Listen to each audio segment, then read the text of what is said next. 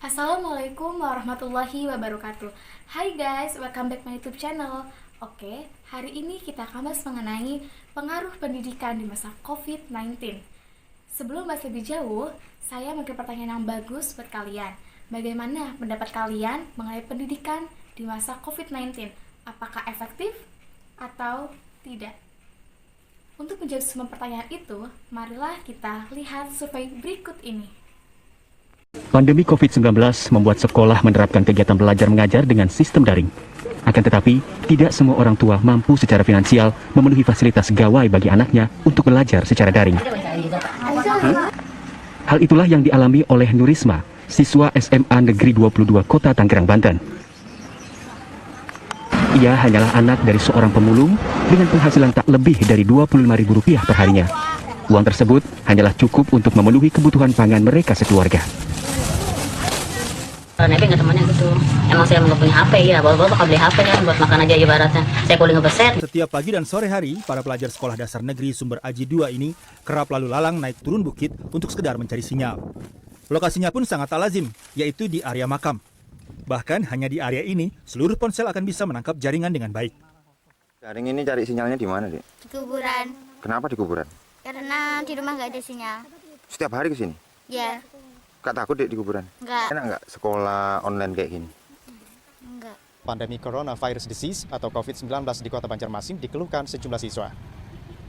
Siswa mengaku sempat terkendala jaringan internet dan kuota dalam sistem pembelajaran daring ini karena setiap ingin membuka materi video harus streaming dan membutuhkan paket data yang banyak.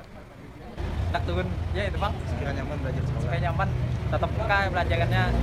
Hanya di rumah nih, itu tadi banyak gangguannya. Di rumah kayak kolej juga, yang ada tambah kolej lah. Lalu, bagaimana menurut para netizen?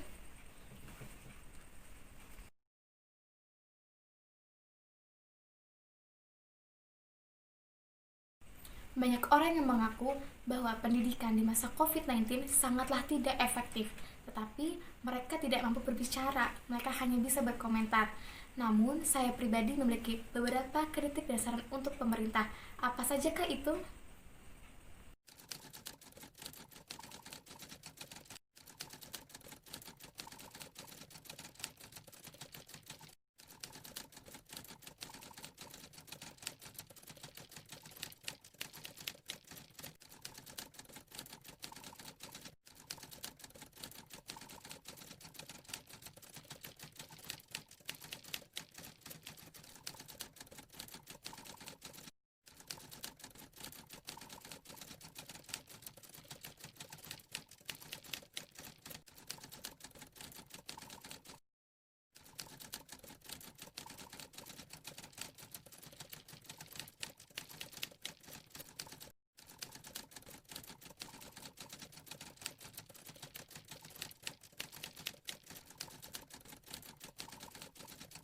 Adapun tips and trik pembelajaran di masa COVID-19 yang efektif yang saya lakukan diantaranya.